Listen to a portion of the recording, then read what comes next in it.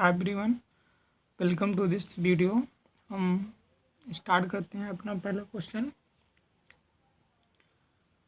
तो ये आपके जो कि 2005 का क्वेश्चन है। ये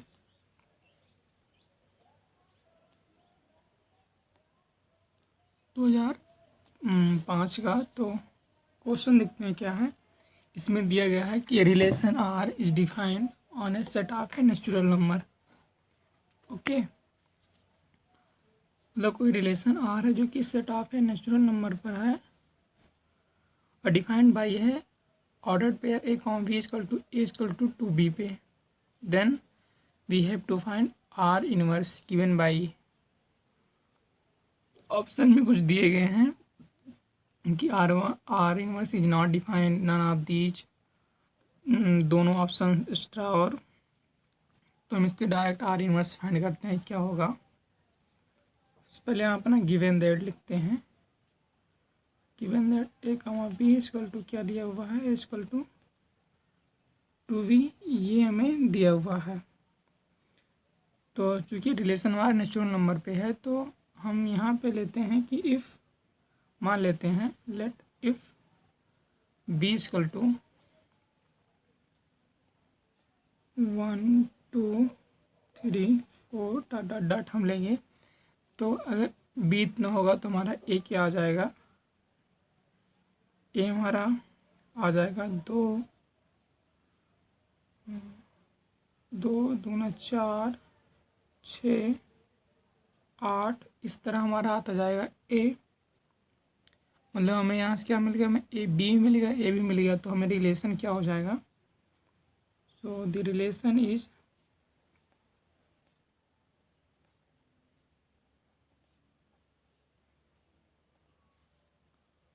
रिलेशन हमारा होगा ए कामा बी है तो 2 कामा 1 4 कामा 2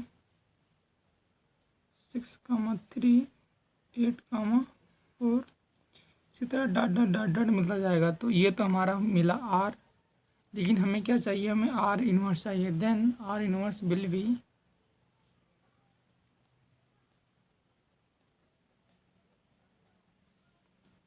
are inverse will be 1 comma 2 2 comma 4 3 comma 6 4 comma 8 dot dot dot dot. ये हमारा ऑप्शन है और जो कि ऑप्शन में भी दिया गया है 1 2 2 4 3 6 और दूसरा है 2 1 4 2 6 3। तो हमारा 1 2 2 4 3 6 ये करेक्ट ऑप्शन हुआ। हमें मतलब देखने की ज़रूरत ही नहीं कि क्या ऑप्शन में है, हमने खुद इसे सॉल्व कर दिया। तो ये आपका करेक्ट आंसर है। ओके, हम एक और देखते हैं जो कि प्रीवियस ईयर का ही है।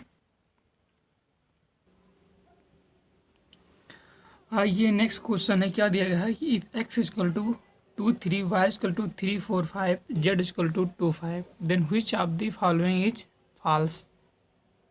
ओके, और ये बहुत बार पूछा गया है, आपको बता रहा हूँ मैं।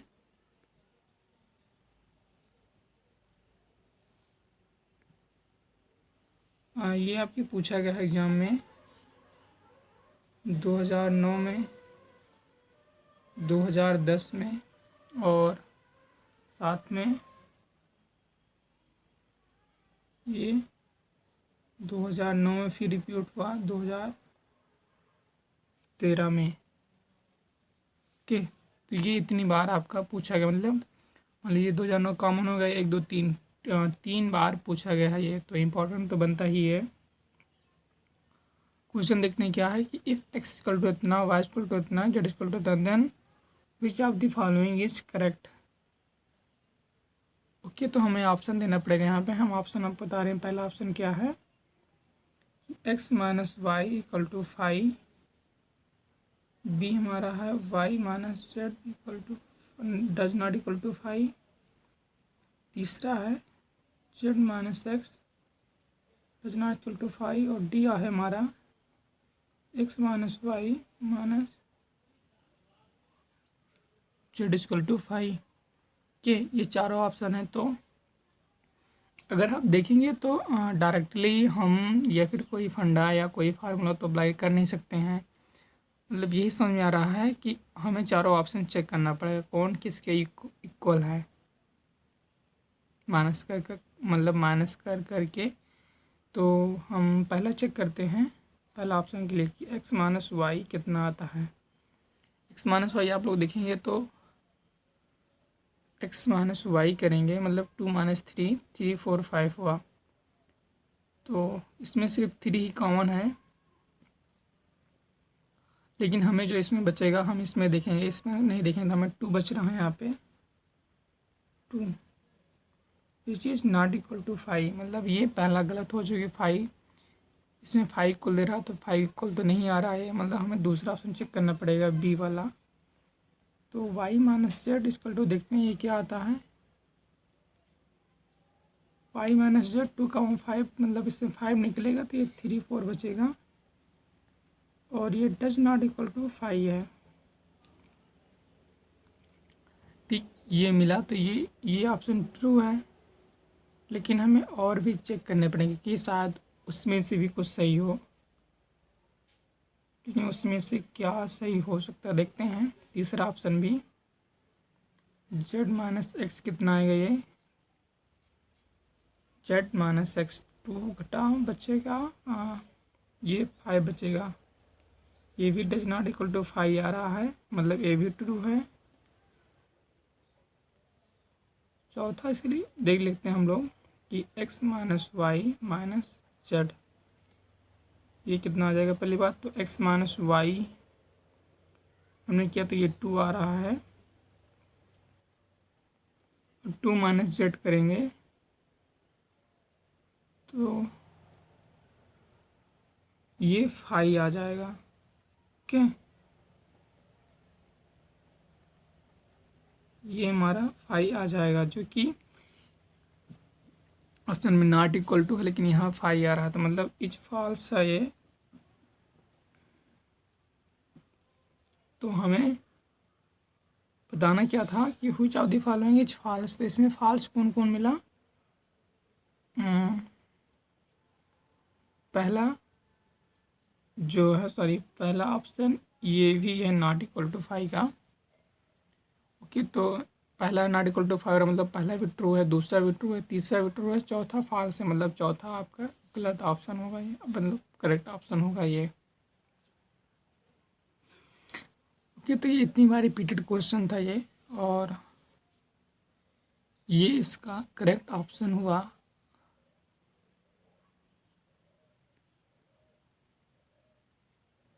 ठीक, तो हम नेक्स्ट देखते हैं कोई और क्वेश्चन प्रीवियस ईयर का ही। हेलो, ये आपका सेकंड रहा क्वेश्चन और ये 2009 का क्वेश्चन है।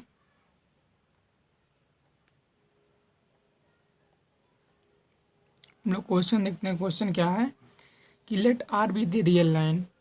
ओके, आर एक रियल लाइन है, तो then consider the following subset S and T of the plane R2 का है, जो कि डिफाइंड है order pair X Y equal to X plus 1, जहाँ एक्स लाइज कर रहा 0 2 के बीच। टी है order pair X minus Y is an integer. Okay, then option में दिया गया है neither S nor T is an equivalence relation on और, दूसरा both S and T are equivalence relation, तीसरा S is equivalence relation on R but T is not, और चौथा none of these है। तो कुल मिलाकर हमें चेक करना है ये फंक्शन जो है इक्विवेलेंस है कि नहीं है, मतलब रिफ्लेक्सिव सिमेट्रिक ट्रांजिटिव हमें चेक करना है अगेन। तो ये तो निकालने में अच्छा ही लगता है, हम सॉल्व कर रहे हैं इसे, आप लोग देखिएगा। तो हम जानते हैं कि कोई रिलेशन आर इक्विवेलेंस होता है, we know that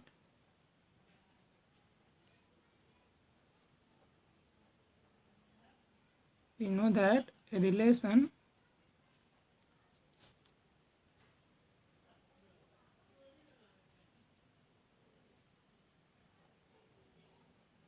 is an equivalence relation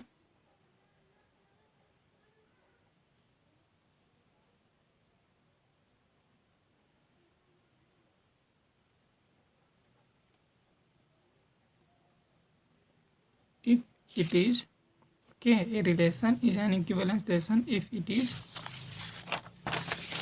reflexive, means पहला option if it is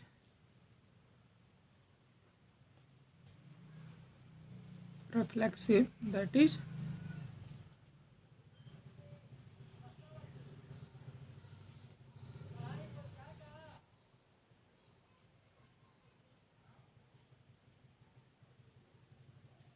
symmetric, that is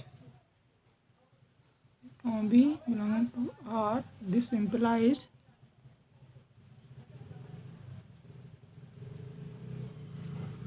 R. तीसरा ट्रांजिटिव,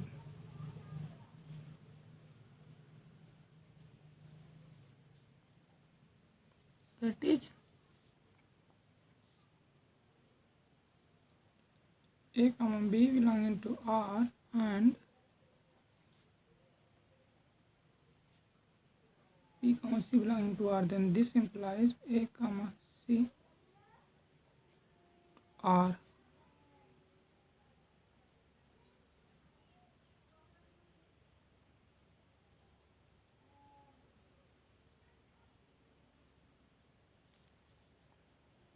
ओके, तो ये तो होता है एक इक्विवेलेंस रिलेशन। तो हम चेक करते हैं, तो पहला चेक करते हैं रिफ्लेक्सिव के लिए।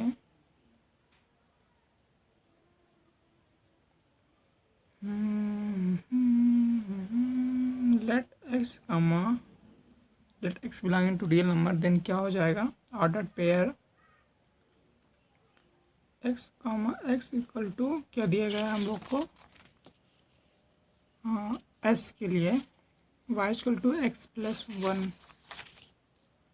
ओके, तो s के लिए फॉर s मतलब x equal to X plus one such that x is greater than 0 and less than 2।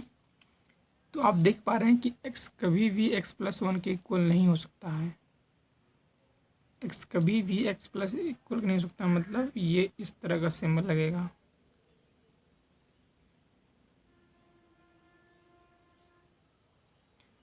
तो इसका मतलब क्या हुआ कि अगर दो रिलेशन एस है या रिफ्लेक्सिव नहीं है, या रिफ्लेक्सिव नहीं है, तो आप जानते हैं कि रिफ्लेक्सिव नहीं है तो इक्विवेलेंस रिलेशन भी नहीं होगा एस और नो। अब हम देखते हैं टी को, तो टी जो है फॉर रिफ्लेक्सिव के लिए भी चेक करेंगे, तो एस हमारा मतलब रिफ्लेक्सिव नहीं हुआ। अब हम टी की बात करेंगे रिफ्लेक्सिव के लिए। टी हमारा क्या दी, एक्स बिलोंग कर रहा है हमारा रियल में, then x Y equal to x minus y, तो x comma x equal to x minus x equal to 0, और 0 बिलोंग करेगा रियल नंबर में।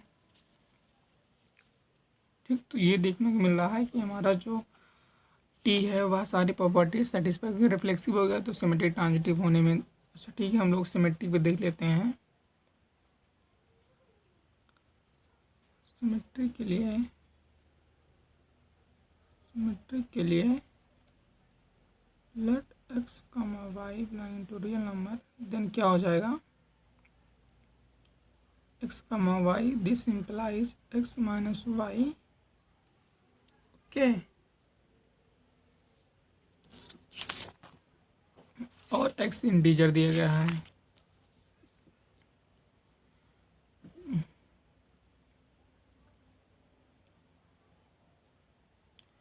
तो ये इम्प्लाइज कर रहा है एक्स माइनस वाई को, तो यहाँ पे हम y माइनस भी एक्स लिख सकते हैं, जो कि यहाँ क्या कहते हैं कि x हमारा y जो है इंटीजर है, अभी पॉजिटिव इंटीजर है, सॉरी इजन इंटीजर दिया गया है।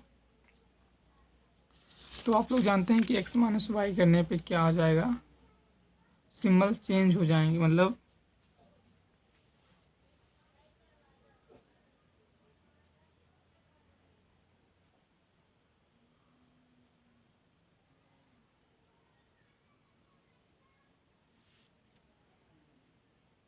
दिस इम्प्लाइज, तो ये कर ही सकता है। तो इसका मतलब क्या हुआ कि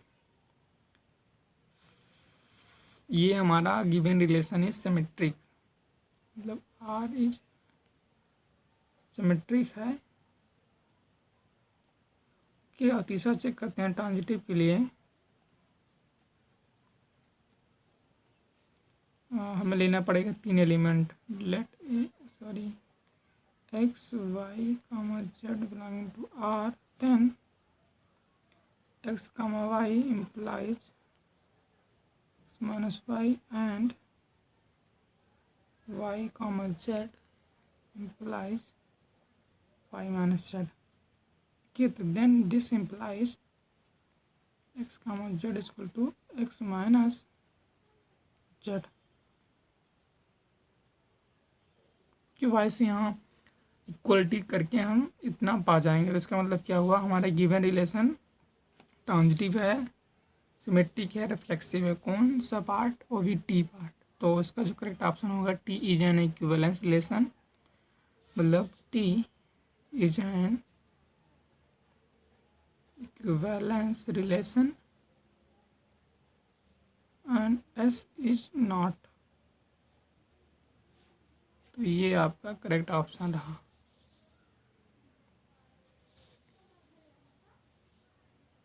Okay, so thank you for this.